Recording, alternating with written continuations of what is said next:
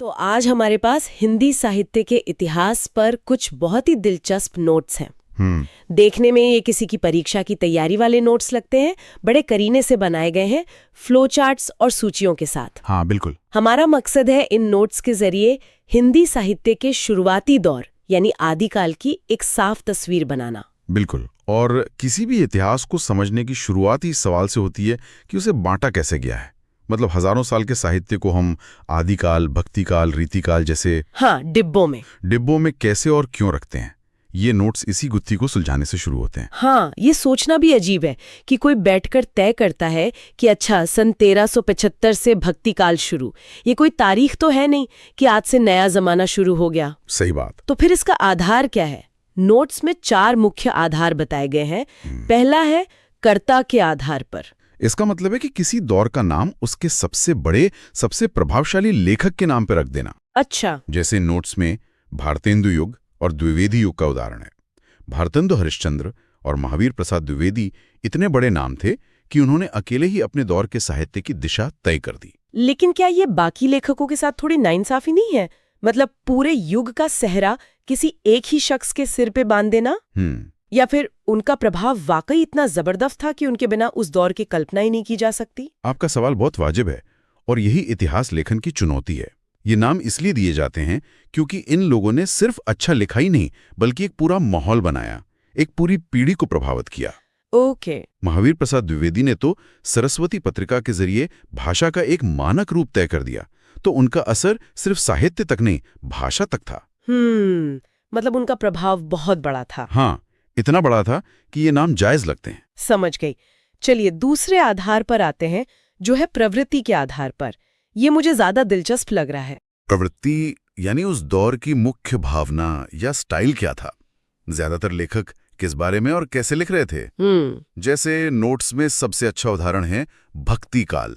उस दौर में क्या अमीर, क्या गरीब, क्या दरबारी, क्या सन्यासी, ज्यादातर लोग ईश्वर की भक्ति में डूबी कविताएं लिख रहे थे। अच्छा। तो उस पूरे दौर की पहचान ही भक्ति बन गई। और रीतिकाल भी वैसा ही हुआ, जिसमें कविता करने के नियम और कायदे ज्यादा जरूरी हो गए थे। एकदम सही।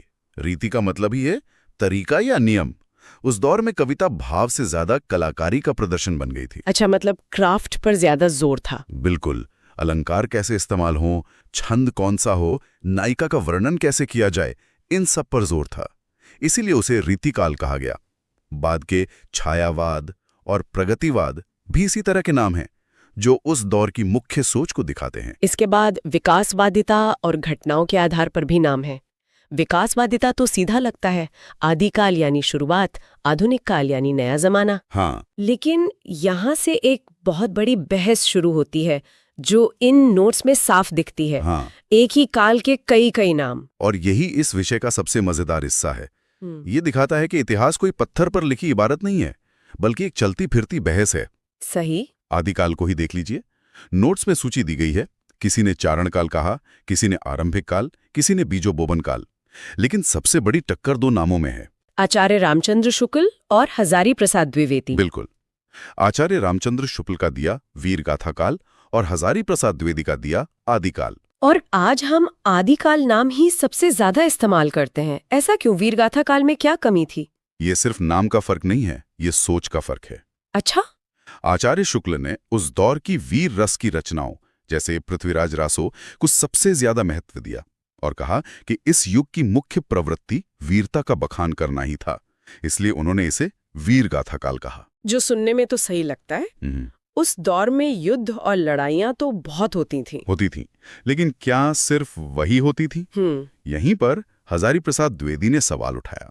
उन्होंने कहा कि अगर हम सिर्फ वीर गाथाओं को देखेंगे तो उस दौर में लिखा जा रहा बाकी साहित्य नजरअंदाज हो जाएगा। सही बात है। उसी समय में धार्मिक साहित्य लिखा जा रहा था, श्रृंगार की कविताएं लिखी जा रही थीं और अमीर खुसरो जैसा लोक साहित्य भी रचा जा रहा था। द्विवेदी जी का आदिकाल कहना एक तरह से ये मानना था कि ये युग सिर्फ वीरता का नहीं बल्कि आने वाले भक्तिकाल और रीतिकाल के बीजों का भी युग था। यहाँ बहुत कुछ एक साथ शुरू हो रहा था। अच्छा। आदिकाल नाम उस युग की विविधता को ज्यादा सम्मान देता है और इसीलिए आज विद्वान इसे ज्यादा पसंद करते हैं। वाह, ये तो पूरा नजरिया ही बदल देता है। मतलब एक नाम बदलने से पूरे युग को देखने का चश्मा ही बदल जाता है। बिल्कुल। और यही नामों का विवाद आदिकाल को इतना दिलचस्प बनाता है। हाँ। तो अब जब हम इस बहस को समझ गए हैं, तो क्या वाकई उस दौर के साहित्य में सिर्फ तलवारों की खनक थी? आपके ये नोट्स तो कुछ और ही कहानी बताते हैं। इसका फ्लोचार्ट तो कमाल का है। हाँ, ये फ्लोचार्ट बहुत काम का है। ये आदिकाल के साहित्य को 3 बड़ी शाखाओं में बांटता है: धार्मिक साहित्य, रासो साहित्य और अन्य साहित्य। ये साफ दिखाता है कि उस दौर में एक साथ कई धाराएं बह रही थीं। चलिए, पहली धारा यानी धार्मिक साहित्य से शुरू करते हैं। इसमें जैन और बौद्ध साहित्य का जिक्र है। जी, आदिकाल में खासकर पश्चिमी भारत में जैन कवियों का बहुत बड़ा योगदान था। ये वो दौर था जब हर तरफ युद्ध और हिंसा का माहौल था, और उसके बीच जैन कवि अहिंसा, शांति और त्याग की बातें कर रहे थे। नोट्स में स्वयंभू का नाम है, जिनका पौमचर्यु एक तरह से जैन रामायण है। वाह! ये उस दौर की मुख्य मार्शल स्पिरिट से कितना अलग है। और बौद्ध साहित्य में सिद्ध और नाथ परंपरा का जिक्र है।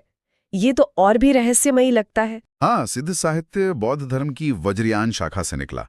इसमें तंत्र मंत्र और ऐसी भाषा का इस्तेमाल होता था जो आम लोगों की समझ से बाहर थी, थोड़ी सांकेतिक थी। अच्छा। और कहते हैं कि इसी की प्रतिक्रिया में नाथ साहित्य का उदय हुआ, जिसमें गोरखनाथ जैसे संत हुए। उन्होंने बाहरी आडंबरों का विरोध किया और योग और चारित्रिक शुद्धता पर जोर दिया।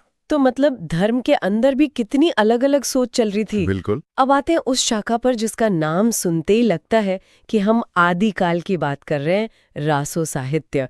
लेकिन यहाँ भी नोट्स एक चौंकाने वाली बात बताते हैं। ये सिर्फ वीरता के बारे में नहीं था। बिल्कुल। हम रासो का नाम सुनते ही पृथ्वीराज रासो और युद्ध के मैदानों के बारे में सोचने लगते हैं, और वो इसका एक बड़ा हिस्सा है भी, जिसे वीरता परक रासो कहते हैं। चंद बरदाई का पृथ्वीराज रासो, दलपत विजय का खुमान रासो, ये सब अपने राजाओं की वीरता और शौर्य का जबरदस्त वर्णन करते हैं। एक मिनट, लेकिन चार्ट में दूसरा प्रकार श्रृंगार परक रासो भी लिखा है। हाँ? मैं तो हमेशा रासो का मतलब युद्ध ही समझती थी। तो आप कह रहे हैं कि उसी दौर में कोई राजा की प्रेम कहानी भी लिख रहा था? हाँ। और उसे भी रासो ही कहा जाता था? ये तो पूरी धारणा ही बदल देता है। और यही आदिकाल की खूबसूरती है। इसका सबसे बड़ा उदाहरण है नरपति नाल का बिसलदेव रासो। अच्छा। इसमें युद्ध का नामो निशान नहीं है। ये राजा बिसलदेव और रानी राजमती के प्रेम, उनके रूठने मनाने और विरह की कहानी है। यह एक गेय काव्य है, मतलब इसे गाया जाता था। क्या बात है। सोचिए, एक तरफ चंदबरदाई युद्ध का जोशीला वर्णन कर रहे हैं और दूसरी तरफ नरपति नाल विरह के गीत लिख रहे हैं, और दोनों को रासो कहा जा रहा है। और तीसरा प्रकार है धार्मिक उपदेश परक।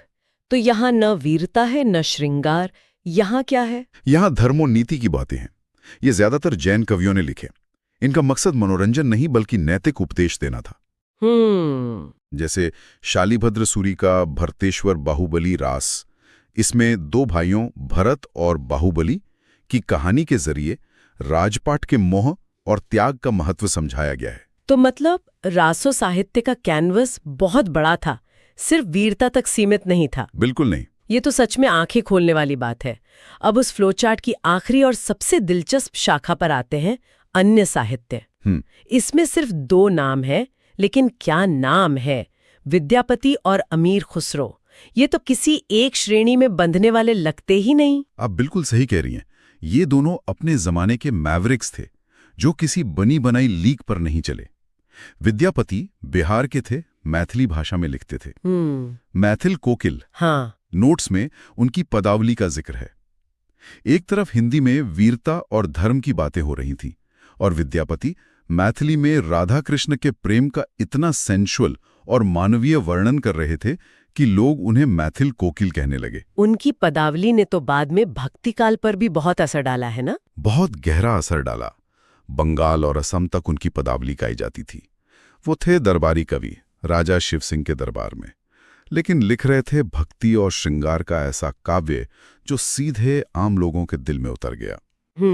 उनकी दूसरी रचनाएं कीर्ति लता और कीर्ति पताका अवहट्ट भाषा में हैं, और वो दरबारी काव्य हैं, लेकिन पदावली ने उन्हें अमर बना दिया। और फिर आते हैं अमीर खुसरो। इनकी तो बात ही अलग है।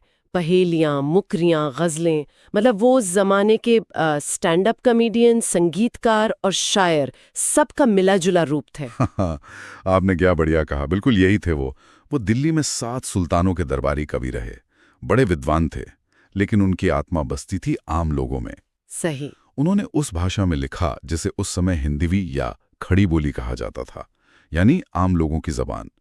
उन्होंने साहित्य को दरबार की ऊंची दीवारों से निकालकर चौपाल तक पहुंचा दिया। जैसे उनकी वो मशहूर पहेली है, एक थाल मोती से भरा, सबके सिर पर औंधा धरा। चारों ओर वो थाली फिरे, मोती उससे एक न गिरे, जिसका जवाब आसमान है। हाँ, सोचिए साहित्य को कितना जिंदा दिल और मजेदार बना दिया उन्होंने। बिल्कुल।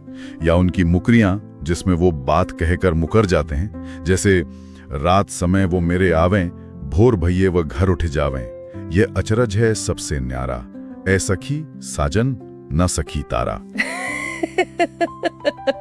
ये खेल खेल में कविता है। उन्होंने गजलें लिखी, सितान का आविष्कार किया।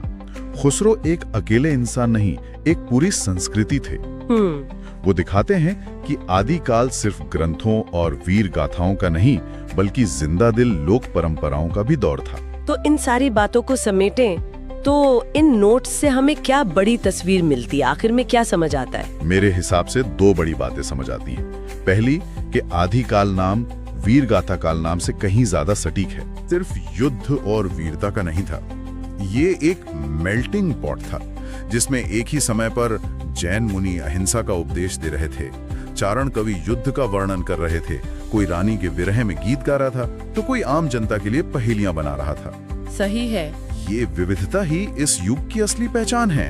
और दूसरी बड़ी बात शायद ये है कि इतिहास को पढ़ना किसी सीधी सड़क पर चलने जैसा नहीं है। एकदम सही कहा। दूसरी बड़ी बात यही है कि साहित्य का इतिहास विद्वानों के बीच की एक निरंतर बहस है। अलग अलग नजरिए हैं, अलग अलग तर्क हैं, कोई एक परिभाषा या नाम सब कुछ नहीं बता सकता। ये नोट्स हमें सिखाते हैं कि हमें किसी एक लेवल से बंद कर नहीं रहना चाहिए, बल्कि पूरे नजारे को उसकी सारी जटिलताओं के साथ देखने की कोशिश करनी चाहिए। आज की ये चर्चा वाकई जानकारी से भरी थी। इन छोटे छोटे नोट्स और एक फ्लो चार्ट ने हिंदी साहित्य के शुरुआती दौर की कितनी गहरी और साफ तस्वीर बना दी। यही तो अच्छे नोट्स की ताकत होती है, वो उलझी हुई जानकारी को सरल और सुलभ बना देते हैं। चलते चलते एक सवाल सोचने के लिए छोड़ जाते हैं। नोट्स में एक जगह जिक्र है कि हिंदी साहित्य कब शुरू हुआ, इस पर भी विवाद है। कुछ लोग 7वीं 8वीं सदी से मानते हैं, कुछ उसके बाद। ये भी एक बड़ी बहस है। तो ये बात सोचने पे मजबूर करती है कि किसी भाषा के साहित्य की असल शुरुआत कहाँ से मानी जानी चाहिए। उस पहले ग्रंथ से जिसे हम आज पढ़ सकते हैं, या उन लोकगीतों और कहानियों से जो शायद सदियों से लोगों की जबान पर थीं, लेकिन जिन्हें कभी लिखा ही नहीं गया।